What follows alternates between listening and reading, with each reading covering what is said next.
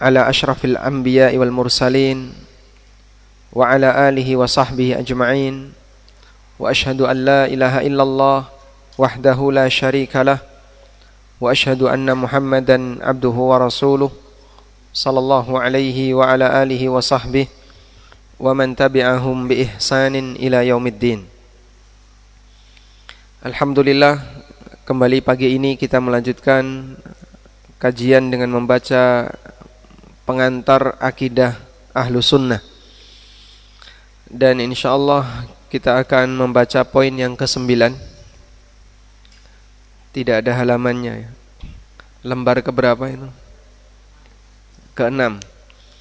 Poin yang ke-9, akidah yang dibangun berdasarkan logika hanya akan menghasilkan kebingungan. Secara sederhana, manusia diberi potensi oleh Allah Subhanahu wa ta'ala. Ketika mereka menggunakan potensi itu berlebihan, maka akan menimbulkan kelelahan.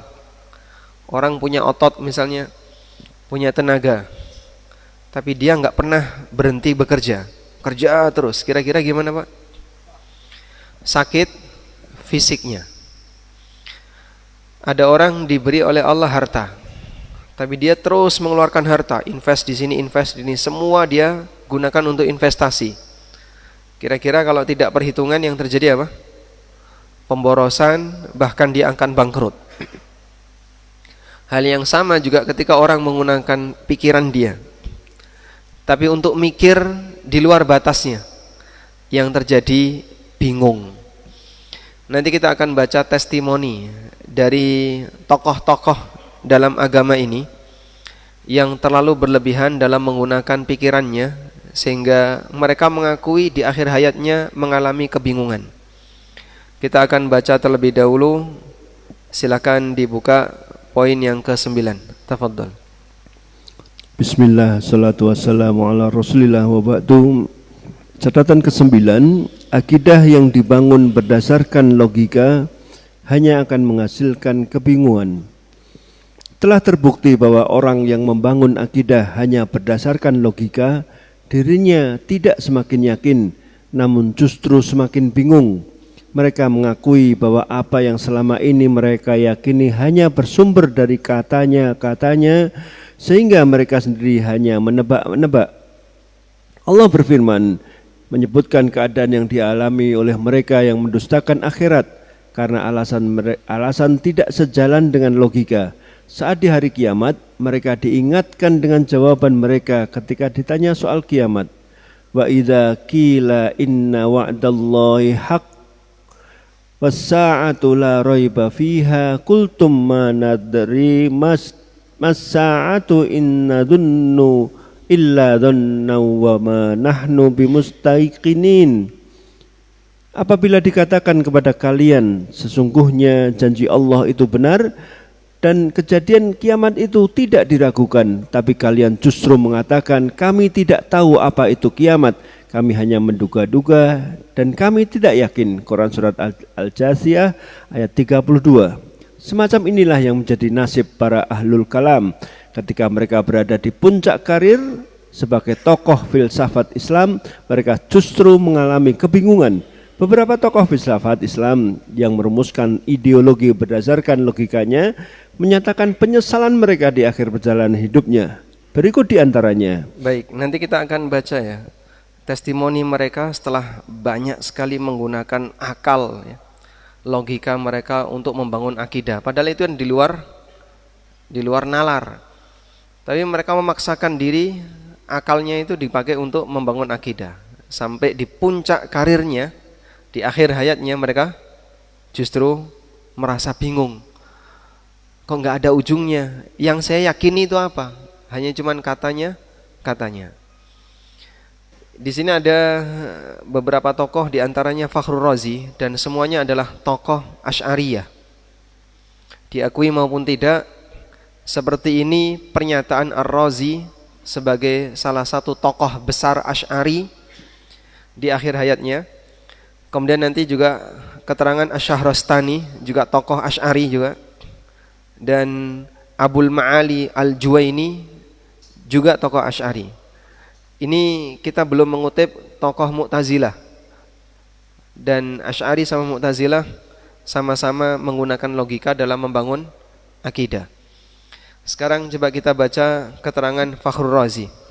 Keterangan Fakhruddin Ar-Razi, Abu Abdullah Muhammad bin Umar Fakhruddin Ar-Razi, tokoh yang kekenyangan dengan ilmu kalam atau filsafat, wafat tahun 606 Hijriah.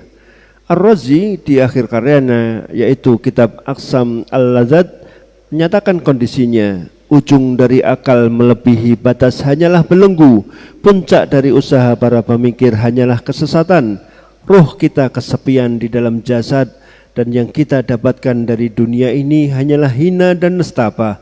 Kami tidak mendapatkan manfaat dari usaha sepanjang hayat kami, selain kami hanya mengumpulkan katanya-katanya. Baik.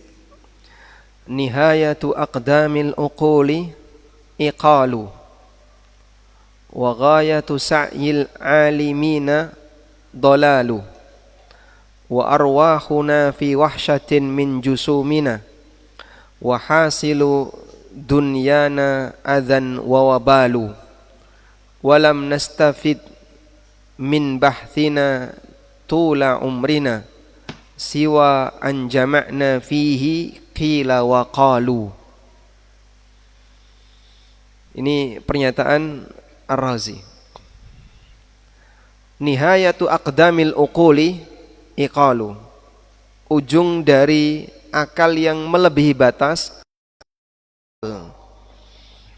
Anda tahu iqal yang dipakai oleh orang Arab untuk ngikat kepala setelah dia pakai sorban terus dipakai buletan, itu namanya iqal. Disebut iqal karena dia mengikat, belenggu. Wa ghayatu sa'yil alimina dolalu, dan puncak dari usaha al-alimin, para pemikir, dolalu, hanyalah kesesatan.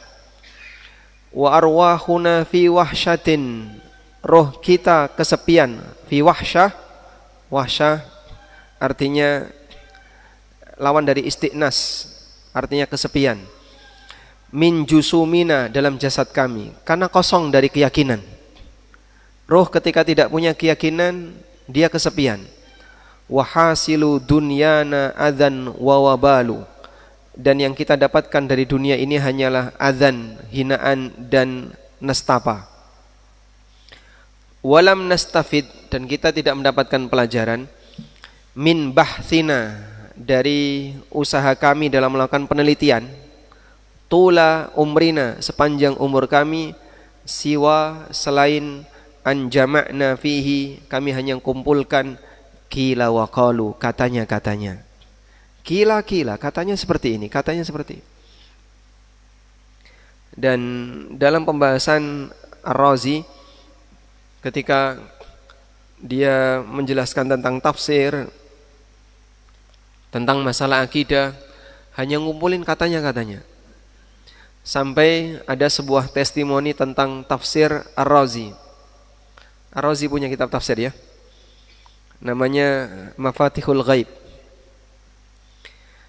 Diberi testimoni oleh sebagian ulama, kalau nggak salah As-Suyuti. Dalam tafsir Ar-Razi, dia membahas semua hal kecuali tafsir. Semuanya dibahas di situ kecuali tafsir. Karena sudah keluar dari konteks terlalu jauh. Dan orangnya suka memberikan seperti ini ya. Misalnya, kenapa bisa demikian? Apa itu waktu? Kok bisa waktu itu berjalan seperti ini? Katanya ini, katanya ini, katanya ini. Terus dia usaha untuk menjawab tapi nggak tuntas. Sampai dikatakan Ar-Razi mendatangkan syubhat secara tunai tapi jawabannya dikredit. Dia datangkan syubhat secara tunai tapi jawabannya dikredit. Dan mungkin Anda bisa merasakan kajian seperti itu di kampus ya. Dosen sering mempertanyakan hal yang tidak perlu dipertanyakan. Kenapa bisa seperti ini, kenapa bisa seperti ini, dan gak ada ujungnya. Dia mendatangkan pertanyaan secara tunai sebagai syubhat yang menurut mereka ini biar memicu otak kamu berpikir. Tapi nggak ada jawabannya. Sehingga dia mendatangkan syubhat secara tunai, tapi jawabannya dikredit. Selanjutnya, Beliau juga menyebutkan testimoninya setelah bergelut dengan ilmu filsafat. Aku telah merenungkan jalur-jalur ilmu kalam dan aneka aliran filsafat. Aku tidak merasakan ilmu ini bisa mengobati orang yang sakit atau memuaskan orang yang kehausan. Syarah Al-Aqidah At-Tahawiyah Ilmu Abdul Izz. laqad ta'ammaltu turuqal kalamiyah wal mafahimal falsafiyah. Aku telah merenungkan aneka jalur ilmu kalam dan aliran-aliran filsafat. Dia menggeluti bagian ilmu-ilmu kalam, aliran-aliran filsafat. Ma ra'aituha tushfi 'alilan wala turwi ghalilan. Dan aku merasa ilmu ini tidak bisa mengobati orang yang sakit atau turwi, rawa, yarwi itu artinya banyak minum, kenyang karena minum itu namanya rawa. Maka di surga ada pintu namanya Rayyan yang diperuntukkan bagi siapa? Orang yang berpuasa. Karena orang yang berpuasa itu kehausan. Wala turwi ghalil. Ghalil orang yang kehausan. Tidak bisa membuat kenyang karena air, tidak bisa mengenyangkan orang yang sedang kehausan dengan air. Tidak bisa mengobati orang yang sakit dan menghilangkan hausnya orang yang sedang kehausan. Kalau Anda lapar sama haus, Anda dahulukan yang mana? Makan. Dahulukan yang mana? Kalau lapar banget sama haus banget, dahulukan yang mana? Makan atau minum? Minum. Sehingga haus itu lebih lebih berat dibandingkan lapar. Orang mungkin kuat lapar, tapi banyak yang tidak kuat meninggalkan rokok. Masya Allah.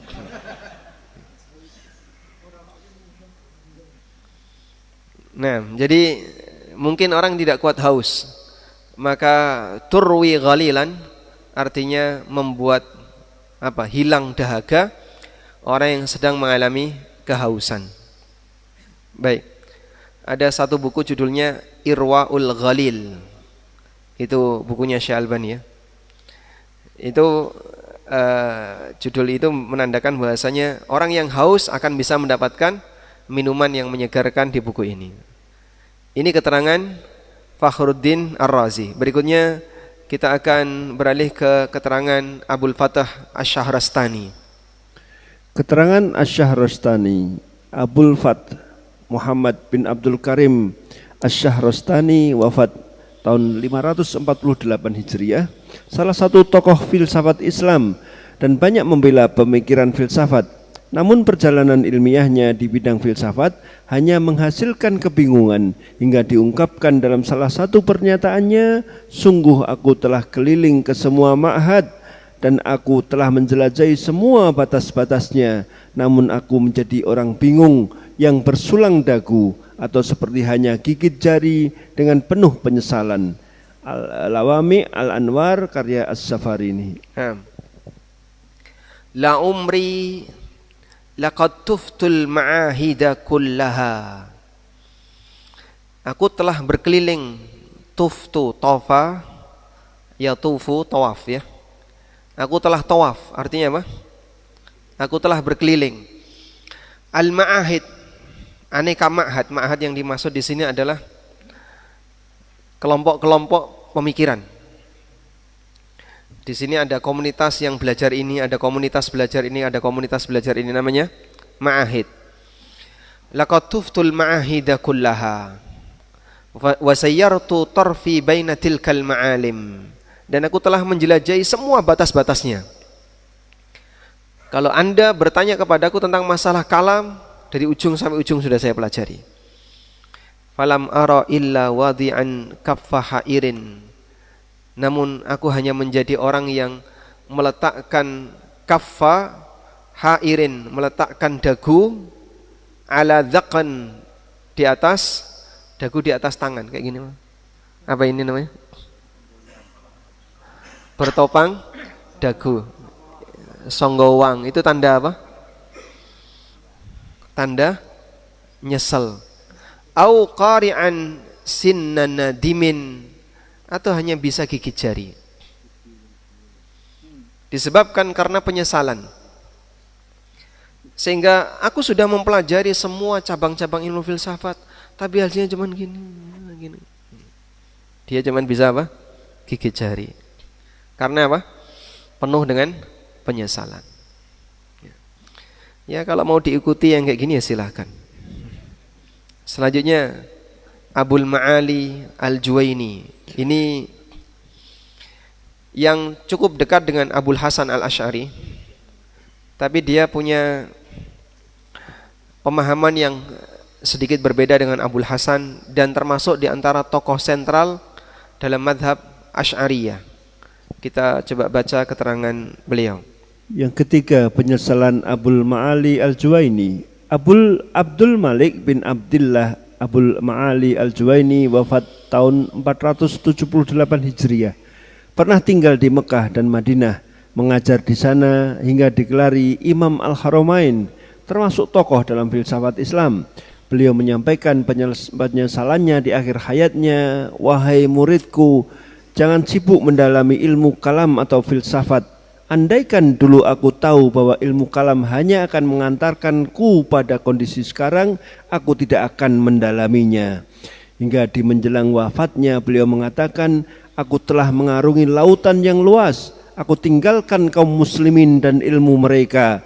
Namun aku justru masuk ke hal yang telah mereka larang. Saat ini jika Tuhanku tidak menyelamatkan aku, celakalah Ibnul Juwaini. Aduhai, andaikan aku mati dengan membawa akidah ibuku." Dalam keterangan lain, beliau mengatakan, "Andaikan aku mati dengan membawa akidah orang awam daerah Naisabur." Maksudnya akidah yang sesuai fitrah. Syarah Al-Aqidah atau Hawiyah Ibnu Abil Iz. Nah, ini juga tidak kalah dengan generasi setelahnya. Dari tiga tadi yang paling tua siapa? Coba lihat. Yang paling tua siapa? Abul Ma'ali. Ya. Karena Abul Ma'ali ini sentral, kemudian nanti bercabang-bercabang lagi. Dan yang paling muda tadi yang kita sebutkan Fakhruddin Ar-Razi, abad ke-7 Hijriah. Lalu Asy-Syahrastani abad 6 Hijriah, Abul Ma'ali abad 5 Hijriah, 478 Hijriah. Ya ashabuna, wahai para muridku, la tashtaghilu bil kalam. Janganlah kalian sibuk dengan ilmu kalam. Falau araftu annal kalama yuballighu bi ila ma balagha mashtaghaltu bihi.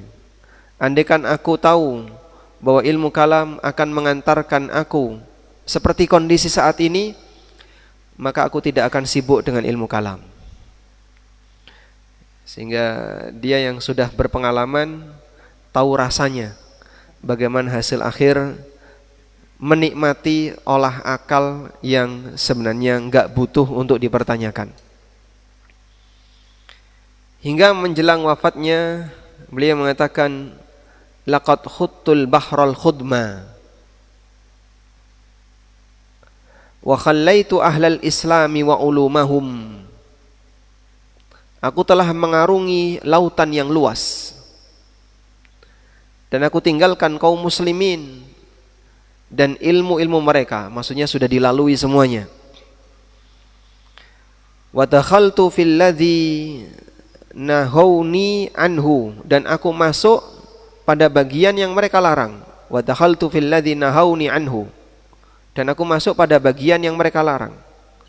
Wal ana illam yatadarakani rabbi, saat ini jika Tuhanku tidak menyelamatkan aku, fal wailu libnil jauzi, fal wailu libnil juwaini, maka kecelakaan bagi Ibnul Juwaini. Wa ha ana dza amutu ala aqidati ummi, andaikan aku mati dengan membawa akidah ibuku. Akidah ibunya itu gimana, Pak? Akidahnya orang awam yang sesuai dengan fitrah, gak rumit-rumit untuk mempelajarinya. Cukup berita apa yang diterima, saya percaya, selesai. Gak dipikir macam-macam. Sehingga kalau kemudian direnungkan, dipikir macam-macam, akhirnya malah bingung. Sehingga beliau berangan-angan, andaikan aku mati membawa akidah ibuku. Di keterangan yang lain dia mengatakan, wa ana dza amutu ala aqidati ajaizi Naisabur. Andaikan aku mati dengan membawa akidah orang awam daerah Naisabur. Sehingga misalnya ada kalimat Allah berada di atas, meyakini itu susah enggak? Susah enggak?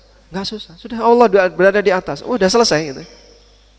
Terus nanti kalau di atas tuh gimana, kan katanya enggak boleh ada arah. Nah, kamu mikir yang macam-macam. Berarti Allah diliputi makhluk. Bumi ini bulat, atas tuh gimana? Terus kalau wahyu itu turun dari mana? Ya, karepmu dewe yang bingung-bingung kayak gitu ya. Dia bingung karena dia sendiri yang membuat bingung. Yang sebenarnya mudah dibuat bingung. Ada orang disuruh untuk menyelesaikan sebuah soal. Cukup sederhana. Tapi dia bulat misalnya. Tolong Bapak ukur volume kotak ini. Dah? Anda ukur volume kotak ini. Ada berapa metode yang bisa dilakukan? Berapa metode, Pak? Cuman berapa meteran, panjang, lebar, tinggi, selesai ya? Sudah? Ada yang enggak kayak gitu, Pak. Dia gunakan ini pakai diferensial. Saya coba hitung ini pakai metode diferensial. Ada yang hitung, saya mau ngitung volume ini pakai integral. Bisa enggak? Bisa, tapi ya rumit. Gampang ngono ya, Mas. Awak mau ngitung sing angel-angel. Akhirnya yang membebani diri dengan hal yang berat itu justru akan membuat dia capek pikirannya. Maka mikir yang bermanfaat saja, sisanya dipakai untuk yang lain. Begitu ya. Nanti tidak jadi seperti ini. Nah, bagi Anda yang mungkin pernah merasakan kuliah di UIN dan kanan kirinya akan bisa merasakan situasi kayak gini ya, yang sudah pernah kuliah ya. Nah. Walhamdulillah, sekarang kita akan beralih ke poin ke-10. Catatan ke-10, peran para nabi dalam akidah.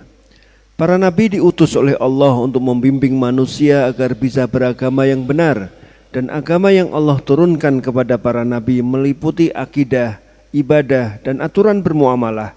Dalam masalah akidah, para nabi mengajarkan manusia aneka keyakinan yang tidak bisa dijangkau oleh manusia. Allah berfirman, wa kadzalika auhayna ilaika ruham min amrina ma kunta tadri mal kitabu walal imanu walakin ja'alnahu nuram nahdi bihi man nasha'u min ibadina wa innaka latahdi ila siratim mustaqim. Demikianlah kami wahyukan kepadamu wahyu Al-Quran dengan perintah kami. Sebelumnya kamu tidaklah mengetahui apakah Alkitab Al-Quran dan tidak pula mengetahui apakah iman itu, tapi kami jadikan Al-Quran itu cahaya yang kami tunjuki dengan dia siapa yang kami kehendaki di antara hamba-hamba kami, dan sesungguhnya kamu benar-benar memberi petunjuk kepada jalan yang lurus. Quran Surat Asy-Syura ayat 52. Allah juga menyebutkan bahwa di antara tugas para nabi adalah menjadi pemberi peringatan akan adanya hari kiamat. Allah berfirman, wa anzirhum yaumal azifati idzil qulubu ladal hanajiri kadhimina ma lidzalimina min hamimi wala syafi'in yuta'. Berilah mereka peringatan dengan hari yang dekat, yaitu hari kiamat, ketika hati menyesak sampai di kerongkongan dengan menahan kesedihan. Orang-orang yang zalim tidak mempunyai teman seorang pun dan tidak pula mempunyai seorang pemberi syafaat yang diterima syafaatnya. Quran surat Ghafir ayat 18. Allah juga berfirman, "Summa tatafakkaru ma bi sahibikum min jinnatin in huwa illa nadhirul lakum baina yaday adzabin syadid." Kemudian kamu fikirkan tentang Muhammad, tidak ada penyakit gila sedikit pun pada kawanmu itu, dan dia tidak lain hanyalah pemberi peringatan bagi kamu sebelum menghadapi azab yang keras. Quran surat Saba ayat 46. Demikianlah perintah Allah kepada hambanya. Allah tidak hanya memerintahkan hambanya untuk beriman, tapi dia juga mengajarkan apa yang harus diimani oleh hambanya melalui para rasul yang Allah utus. Baik. Kaitannya 3 dalil yang tadi kita kutip ya, biar nanti Anda bisa memahami. Judulnya peran para nabi dalam akidah. Dan kita tahu bahwasanya mereka ditugaskan oleh Allah untuk ngajari akidah. Nah, 3 ayat yang tadi saya kutip adalah salah satu buktinya. Atau di antara buktinya ya. Yang pertama, surat Asy-Syura ayat 52. Allah menegaskan bahwa Allah memberikan wahyu kepada Nabi Muhammad SAW, dan wahyu itu adalah penjelasan iman. Sebelum Nabi SAW dapat kitab, beliau tidak tahu apa itu kitab dan apa itu iman. Maka posisi wahyu tadi adalah untuk menjelaskan apa? Iman. Ma kunta tadri mal kitabu walal iman. Dulu kau enggak tahu apa itu kitab, apa itu iman. Berarti penjelasan iman itu datang dari mana? Dari mana? Dari wahyu. Sudah? Lalu di 2 ayat bawahnya, bahwa Nabi itu memberi peringatan akan adanya hari kiamat. Maka mereka menjelaskan yang tidak bisa dijangkau oleh akal. Di hari kiamat itu ada, dijelaskan oleh para Nabi. Wa andirhum yaumal azifah. Berikan peringatan kepada mereka terkait datangnya yaumul azifah, yaitu hari kiamat. Salah satu di antara nama hari kiamat adalah yaumul azifah. Saya punya tetangga namanya Azifah. Namanya kiamat nanti. Kemudian juga di surat Saba ayat 46, "Tsumma tatafakkaru ma bisahibikum min jinnah in huwa illa nadhirul lakum baina yaday adzabin syadid." Sang Nabi itu adalah pemberi peringatan kalian sebelum datangnya adab yang keras. Sehingga beliau ngasih tahu besok akan ada ini, akan ada ini. Maka dari mana kita tahu akidah? Dari wahyu. Sehingga apa fungsi wahyu? Untuk menjelaskan akidah. Nah, kesimpulannya di sini. Allah memberikan perhatian kepada hambanya. Allah tidak hanya memerintahkan hambanya untuk beriman, tapi dia juga mengajarkan apa yang harus. Sehingga kita diperintahkan untuk beriman, dan kita juga diajarkan bagaimana cara beriman. Bukan untuk disuruh nyari sendiri. Kita diperintahkan untuk kerja ibaratnya ya, dan kita dikasih pekerjaan. Kamu harus kerja. Kerja apa? Yang golek dhewe. Itu kan lebih rumit ya, lebih sulit. Tapi kalau kamu harus kerja, apa yang harus saya kerjakan? Ini kamu kerjakan. Demikianlah agama. Kita diperintahkan untuk beramal. Apa yang harus diamalkan sudah disediakan, bukan mencari sendiri. Kamu harus beramal biar nanti dapat surga. Lalu apa yang harus aku amalkan? Golek dhewe. Silakan cari sendiri. Amalan apa terserah kamu. Oh, nanti rusak semua ini. Enggak jadi agama nanti. Karena masing-masing punya cara beramal yang berbeda-beda. Baik. Sehingga kalau kita tidak boleh menjadikan logika sebagai sumber agama, maka penjelasan ini menjawab sumber agama atau sumber akidah adalah wahyu. dan itu yang dibawa oleh para nabi. Dan mustahil Nabi Muhammad SAW ngajari cara istinja, tapi beliau tidak ngajari akidah, itu mustahil. Seperti perkataan siapa kemarin? Perkataan siapa? Coba cari di buku itu. Imam Malik. Muhalun ayyudhanna bin Nabi sallallahu alaihi wasallam. Mustahil kita punya persangkaan kepada Nabi sallallahu alaihi wasallam annahu yu'allimunal istinja wala yu'allimunat tauhid. Beliau ngajari kita cara istinja tapi enggak ngajari bertauhid, itu kan lucu. Padahal mana yang lebih penting? Bertauhid. Sehingga bagaimana mungkin orang bertauhid harus pakai ilmu kalam?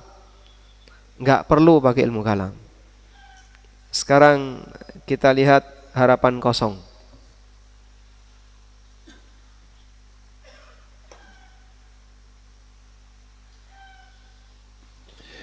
Catatan ke-11, harapan kosong. Setiap orang yang beramal pasti punya harapan. Bagi mereka yang yakin akan adanya hari kiamat, dia berharap bisa mendapatkan balasan indah atas ibadahnya di hari kiamat. Orang Nasrani berharap mereka bisa diselamatkan Nabi Isa di hari kiamat. Yahudi berharap akan selamat dari neraka karena diselamatkan oleh para yang berasal dari Bani Israel. Namun tentu saja semua harapan itu kosong, karena ternyata yang selama ini mereka yakini adalah hoax alias bohong. Allah berfirman menyebutkan orang yang bekerja keras tapi masuk neraka. Amilatun nasibah tasla naron hamiyah. Orang yang rajin beramal namun masuk ke neraka yang menyala. Quran surat Al-Ghasyiyah ayat 3-4. Al-Hafidh Ibnu Katsir menyebutkan riwayat Abu Bakar Al-Burqani dengan sanadnya sampai ke Abu Imran Al-Jauni. Beliau menceritakan bahwa Umar bin Khattab radhiyallahu anhu pernah melewati sebuah kuil seorang rohib. Lalu beliau memanggil, "Wahai rohib." Lalu datangnya sang rohib menghadap beliau. Umar pun memandanginya lalu menangis. Ada yang bertanya, "Ya Amirul Mukminin, apa yang menyebabkan Anda menangis dari orang ini?" Beliau berkata, "Aku teringat firman Allah Ta'ala dalam Al-Quran." Lalu beliau menyebutkan ayat di atas, "Amilatun nasibah tasla naron hamiyah." Kata Umar, itulah yang membuatku menangis. Tafsir Ibnu Katsir. Allah membuat perumpamaan dalam Al-Quran bahwa harapan orang kafir di hari kiamat seperti orang kehausan yang mengejar fata morgana. Karena ketika mereka berusaha untuk mendapatkannya, ternyata harapan itu kosong alias zong. Lalu mereka mendapatkan balasan yang setimpal dari Allah. Allah berfirman, "Walladzina kafaru a'maluhum kasarabin biqi'atin yahsabuhu dham'anu ma'an hatta idza ja'ahu lam yajidhu syai'an wa wajadallaha 'indahu fawaffahu hisabuhu wallahu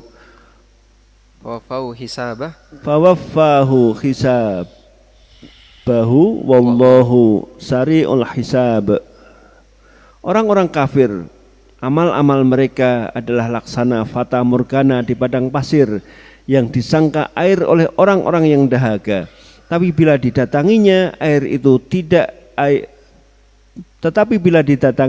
itu dia tidak mendapatinya sesuatu apapun, dan harapan Allah di sisinya. Lalu Allah memberikan kepadanya perhitungan amal-amal dengan cukup, dan Allah sangat cepat perhitungannya. Quran surat An-Nur ayat 39.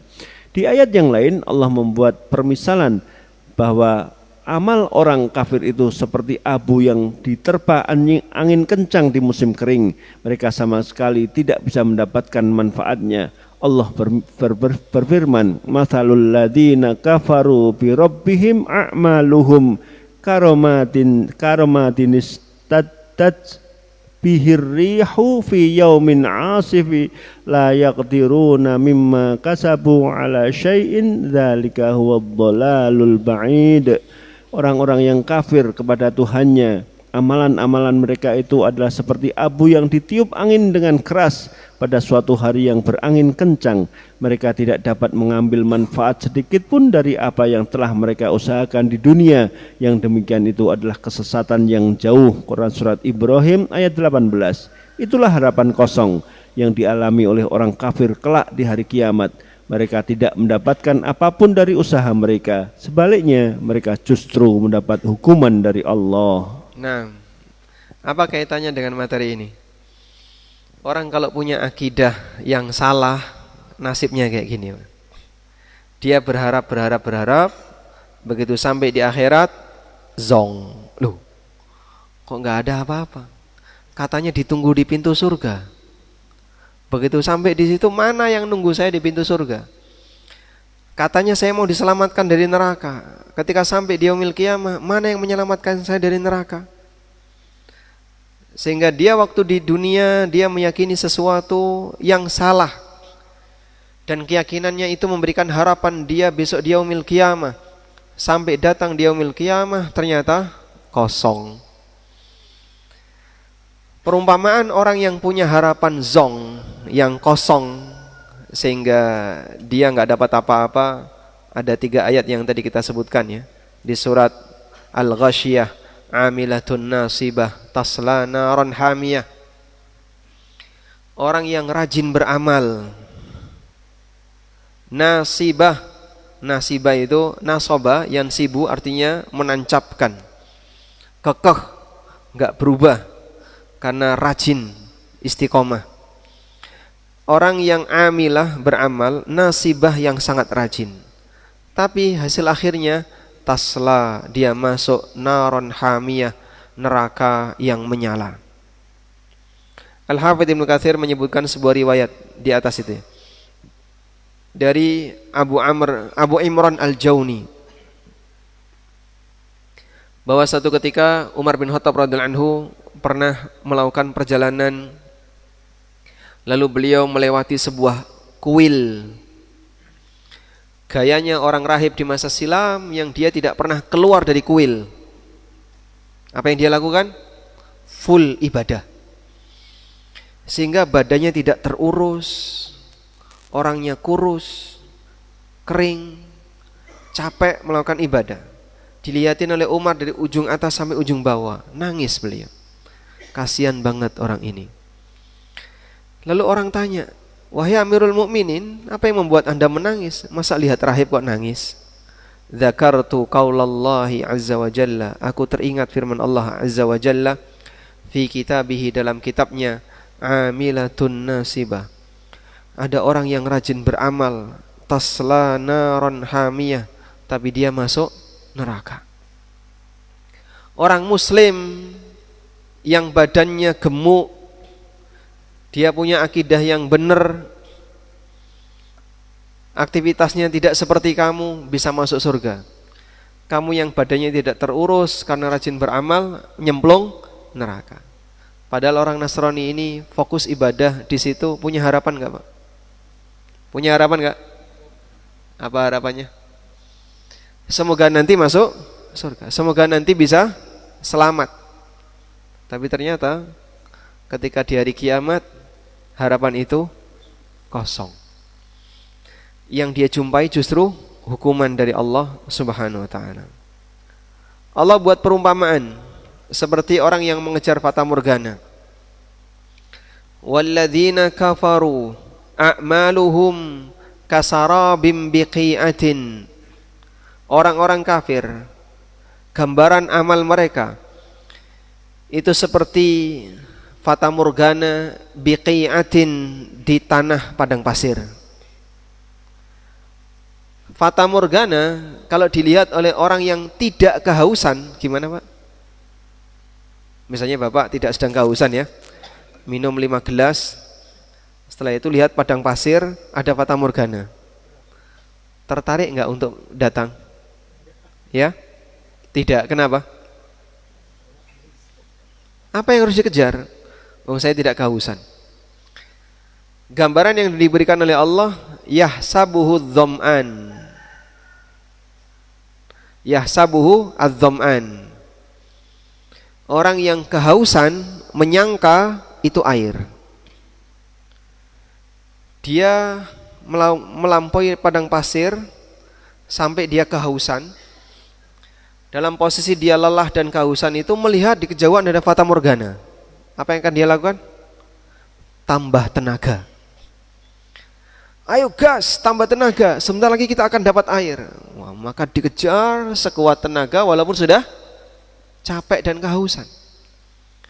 Hatta idza ja'ahu, sampai ketika dia datang ke fata morgana tadi, dia mendekati fata morgana tadi, lam yajidhu syai'an, dia tidak menjumpai sesuatu apapun.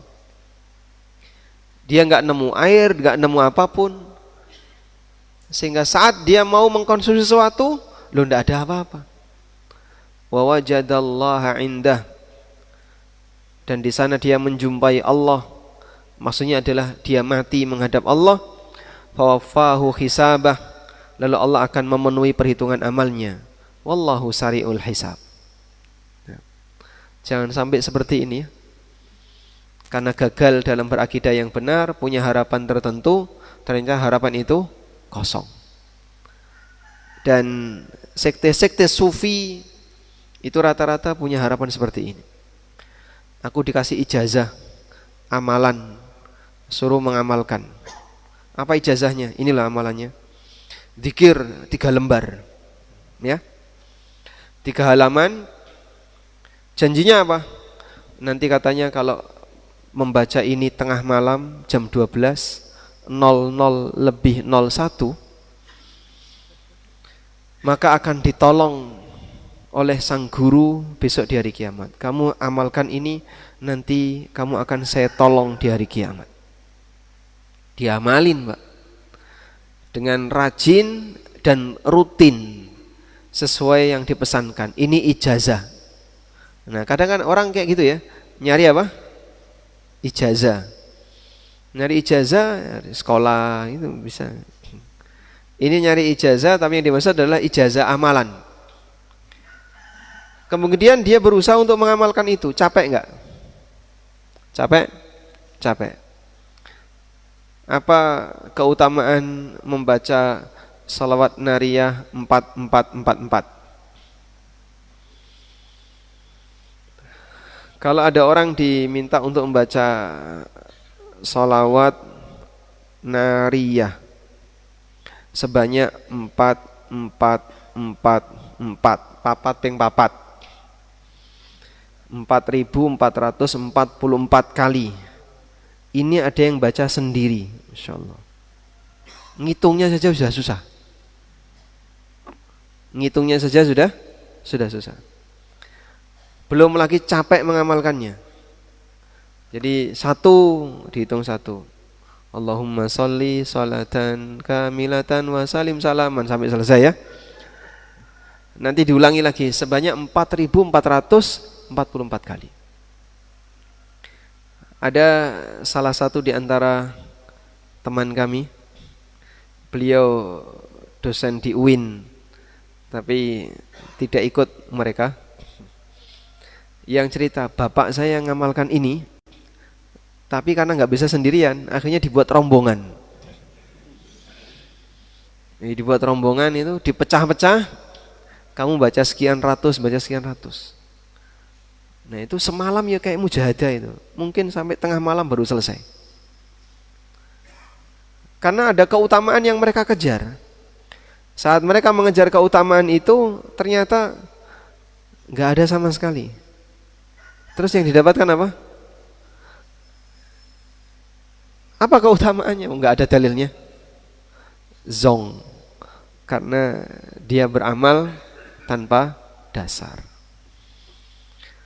Gambaran yang lain yang Allah sebutkan dalam Al-Quran seperti abu yang diterpa angin. Mathalul ladzina kafaru bi rabbihim a'maluhum karamad. Perumpamaan orang kafir di hadapan Rabb mereka, amalan mereka itu seperti romad. Ma makna romad? Abu. Seperti abu. Ishtaddat bihir rih, yang ditiup angin kenceng. Fi yaumin asif, di musim panas, di musim kering. Yang ditiup angin yang kencang fi yaumin asif, di musim angin kencang. Jadinya apa? Kalau abu itu ditiup saat musim hujan, ya, masih banyak yang jatuh. Tapi ditiup oleh angin kencang di musim kering, kira-kira gimana? Hilang tanpa bekas. La yaqdiruna mimma kasabu ala syai'. Maka mereka sama sekali tidak bisa mendapatkan apa yang mereka kerjakan. Dzalika huwad dhalalul ba'id. Bukankah itu kesesatan yang sangat parah? Dia capek tapi tidak mendapatkan apa-apa. Semoga capeknya kita ada apa-apanya. Karena kalau capek tapi nggak dapat apa-apa, kita akan sangat menyesal ya. Jangan sampai PHP dalam beramal. Kita kok PHP? Mendapatkan PHP dalam beramal. Dikasih harapan tapi ternyata palsu. Nah, salah satu contohnya ini, beramal tapi pakai hadis palsu. Coba kita baca. Beramal dengan hadis palsu. Demikian pula kondisi orang yang beramal dengan berlandaskan hadis palsu. Dalam hadis palsu itu bisa jadi disebutkan aneka keutamaan yang besar, sehingga orang yang mengamalkannya memiliki harapan yang besar. Namun sayangnya, karena itu hadis palsu, hasilnya kosong dan tidak ada apapun yang mereka dapatkan. Melihat fenomena ini, kita bisa mengambil pelajaran pentingnya belajar akidah yang benar, agar jangan sampai kita meyakini sesuatu yang hakikatnya tidak ada. Termasuk juga penting mendasari setiap amalan dengan landasan yang benar, hadis yang sahih dan valid, termasuk masalah fadail amal, agar perjuangan yang kita lakukan dalam beramal tidak menjadi harapan kosong. Nah, terkadang orang terlalu berpangku pada bolehnya mengamalkan hadis dhaif, tapi syaratnya enggak diperhatikan. Syaratnya tidak diperhatikan. Padahal mengamalkan hadis dhaif boleh enggak, Pak? Menurut sebagian ulama boleh. Ada khilaf dalam masalah ini, tapi bersyarat. Satu, dhaifnya ringan. Kalau palsu itu bukan hadis. Dhaif ringan itu ada kemungkinan sahih, tapi karena ada cacat tertentu sehingga sebagian ulama menilainya dhaif. Lemah itu bukan berarti ya, dia bukan sabda Nabi SAW, tapi kemungkinan besar itu bukan sabda Nabi SAW. Sehingga misalnya dalam penelitian sebuah hadis, 70% hasil penelitian menunjukkan hadis ini kurang valid. 30% valid. Nah, ketika orang menilai ya, ini valid atau enggak ya, dinilai. Ternyata dari hasil penilaian 70% kurang valid, 30% valid. Dari hasil penilaian seperti itu, kira-kira masuk yang mana? Dhaif, ringan. Tapi kalau 100% tidak valid, ya sudah palsu. Sudah enggak ada peluang dibenarkan. Ya. Maka penjelasan yang tepat tentang hadis dhaif adalah hadis yang diduga kuat tidak valid. Hadis yang diduga kuat tidak valid. Sehingga definisinya bukan hadis dhaif itu bukan sabda Nabi SAW, bukan kayak gitu ya. Ada peluang itu valid. Kalau valid kan berarti sabda Rasulullah SAW. Tapi dari hasil penelitian diduga kuat itu tidak valid. Sehingga hadis itu terhitung sebagai hadis dhaif. Nah, makanya terkadang ada perbedaan pendapat di kalangan para ulama. Dan ulama belakangan yang sangat longgar menurut keterangan para ahli hadis adalah Syekh Albani. Syekh Albani itu sangat longgar, termasuk kategori mutasahil dalam mensahihkan dan menghasankan. Sehingga kalau dalam pikiran orang Syekh Albani itu gampang mendhaifkan, itu karena dia tidak ngerti ya. Mungkin Anda bisa tanyakan ke Ustadz Sufyan besok. Ya, termasuk juga Ustadz para ahli hadis, alumni ilmu hadis, S3 ilmu hadis. Jadi mereka memberikan testimoni untuk Syalbani. Syalbani itu termasuk longgar. Sehingga beberapa hadis yang belakangan Bapak dengar dhaif itu dalam keterangan Syalbani hasan. Baca surat Al-Kahfi. Apa statusnya? Hah? Baca surat Al-Kahfi hari Jumat atau malam Jumat. Hasan Syalbani, dhaif jiddan menurut yang lain. Apalagi Pak? Ya? Salat syuruk Hasan Syalbani. Doa masuk pasar Hasan Syalbani. Apalagi? Buka puasa pakai doa zahabat dhama'u. Beberapa ulama Yaman enggak ada doa buka puasa yang sahih. Walaupun zahabat dhama'u wabtallatil uruq itu dhaif. Kemudian apa lagi? Beberapa amalia-amalia yang ma'ruf di kalangan masyarakat itu dinilai dhaif oleh sebagian masyarakat. Termasuk doa dan zikir pagi petang. Sebagian dinilai sahih, sebagian dinilai dhaif. Jadi seperti ini masuk di ranah perbedaan pendapat. Nah, hadis yang kayak ginilah yang boleh ditoleransi untuk diamalkan. Sehingga sebenarnya siapa sih yang suka mengamalkan hadis dhaif dalam fadhail a'mal? Teman-teman yang sudah ngaji-ngaji itu. Karena menurut penilaian sebagian ulama itu dhaif. Seperti sholat syuruk. Kita kan termasuk teman-teman yang sudah ngaji termasuk komitmen dengan itu ya. Padahal dinilai oleh sebagian yang lain dhaif jiddan. Baik, nanti bisa dikonsultasikan ke Ustadz Sufyan. Dan itu masuk dalam ranah perbedaan pendapat ulama. Tapi kalau sudah hadis palsu, hadis maudhu, maka sudah enggak ada ampun. Apa yang bisa diharapkan? Sementara Rasulullah SAW tidak pernah mensabdakan, barang siapa yang bergembira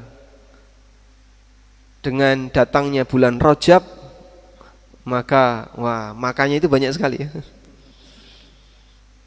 Terus ada orang yang melakukannya, barang siapa yang memberitahu orang lain datangnya bulan Rajab, maka apa? Maka mendapatkan amalan selama berapa tahun? Terus dia share di mana-mana. Oh, pokoknya ini datang bulan Rajab, di share di mana-mana. Dia berharap dapat sesuatu, ternyata sampai sana, loh kok nggak ada apa-apa.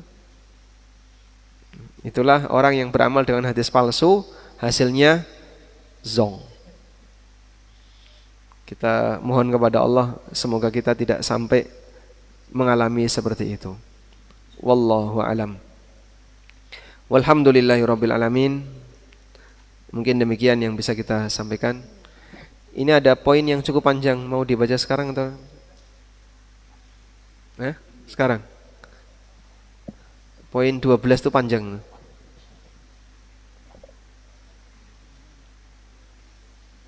Nah, baca saja ya. Kalau baca saja insyaallah 5 menit cukup. Poin 12 silakan. Catatan ke-12, setiap keyakinan dan ideologi memberikan pengaruh terhadap lahir batin. Semua aktivitas manusia sangat dipengaruhi oleh keyakinan dan ideologinya, baik aktivitas ibadah maupun aktivitas dunia. Bahkan ideologi memberi pengaruh besar terhadap kepribadian seseorang. Allah berfirman menceritakan kepribadian orang musyrik, wa idza dzukirallahu wahdahu wasdahusma'azzat qulubul ladzina la yu'minuna bil akhirah wa idza dzukiral ladzina min dunihi idahum yastabshirun.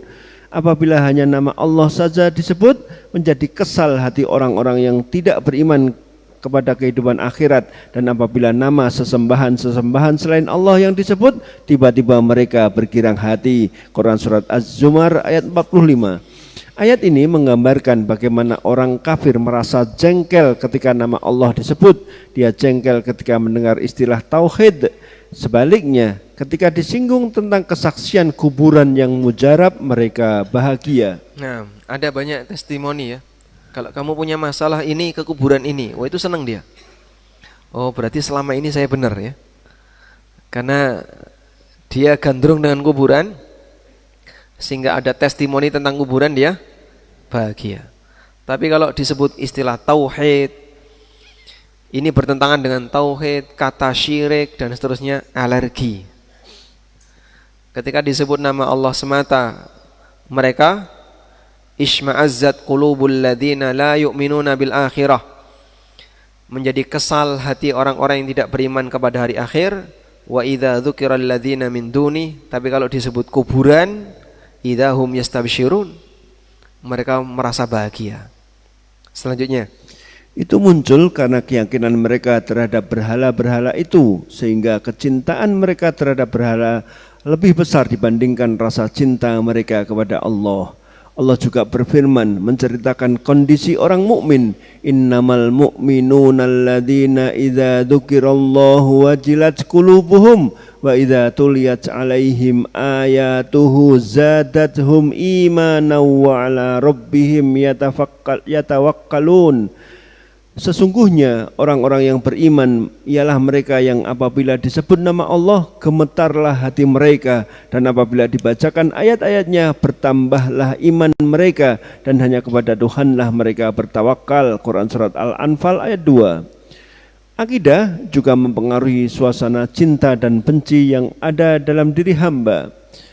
Allah berfirman, wa minan nasi may yattakhidhu min dunillahi andadan yuhibbunahum ka hubbillah walladzina amanu ashaddu hubban lillah walau yaral ladzina zalamu id yarawnal adzaba annal quwwata lillahi jami'a wa annallaha syadidul adzab.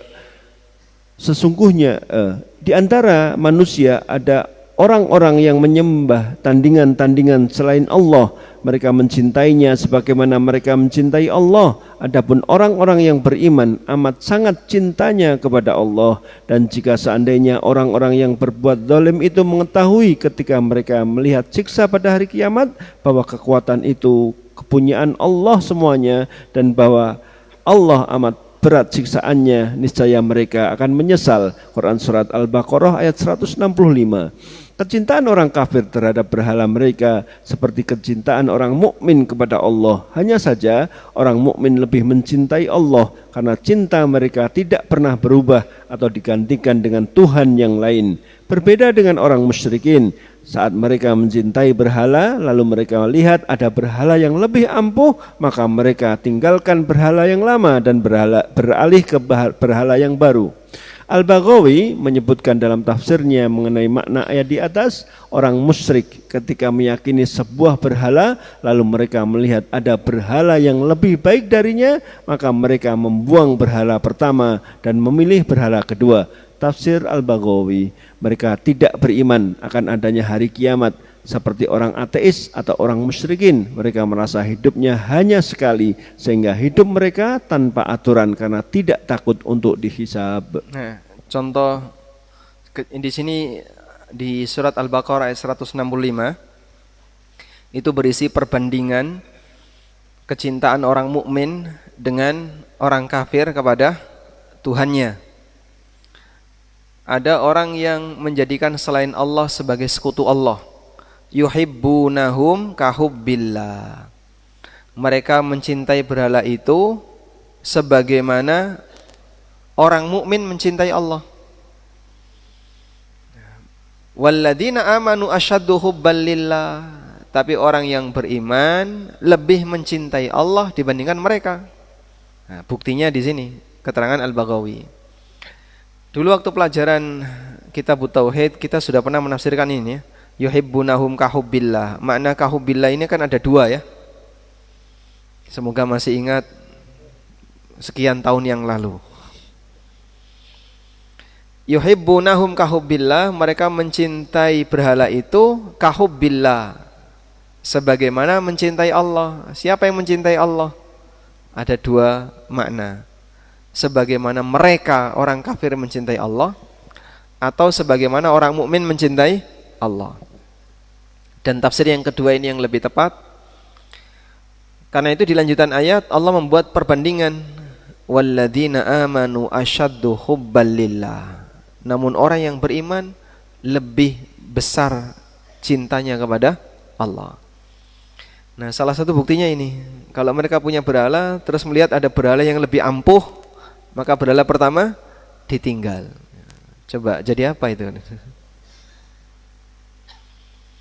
Wallahu alam. Nah, demikian pula karena orang itu tidak beriman, maka terkadang rasa takut dia kepada yaumil qiyamah itu luntur, sehingga mereka hidup tanpa aturan karena tidak takut untuk dihisap. Dan demikian realita yang terjadi pada orang-orang musyrikin dan orang ateis. Wallahu alam. Nanti korelasinya di catatan ke-13 berkaitan dengan manusia akan melakukan apapun sesuai dengan keyakinannya. Wassallallahu ala nabiyyina Muhammadin wa ala alihi wa sahbihi wasallam. Jazakumullahu khairan Ustaz atas kajian di pagi hari ini. Ada pertanyaan dari jamaah umroh ANB. Ustaz, apakah cairan atau benda kotor yang keluar dari telinga termasuk najis? Apakah cairan atau benda kotor yang keluar dari telinga masuk najis? Namanya apa itu? Yang coklat itu. Hah? Apa? Kopok. Kalau mencair itu kopok ya. Tapi kalau yang masih kayak slime itu loh, Pak. Oh, bukan slime. Hah? Curak. Nggak, sebelum jadi curak. Wes pokoknya itu ya. Apakah itu najis? Wallahu alam, kami tidak menjumpai dalil bahwa itu najis. Disebut najis kalau ada dalil. Dan luka yang keluar darah atau nanah yang lebih tepat tidak najis. Para sahabat sudah terbiasa kena luka karena mereka tidak seperti kita yang kulitnya mulus tanpa luka. Sahabat kalau tangan-tangan kayak gini, Pak, mungkin sudah penuh dengan sayatan pedang, kena tancap apa misalnya panah dan senjata yang lainnya. Kita kulit-kulit mulus, meskipun ada jerawatnya dikit-dikit ya. Sahabat enggak seperti itu. Sehingga bagi mereka luka itu hal yang biasa. Nah, saya kira telinga yang sampai keluar cairan dan seterusnya itu disebabkan karena luka ya. Sebabnya apa, Pak Dokter? Luka. Karena ada luka dan seterusnya sehingga dia mengeluarkan cairan. Dan cairan seperti ini tidak najis. Wallahu alam. Baik, demikian yang bisa kita sampaikan. Semoga bermanfaat. Wassallallahu ala nabiyyina Muhammadin wa ala alihi wa sahbihi wasallam.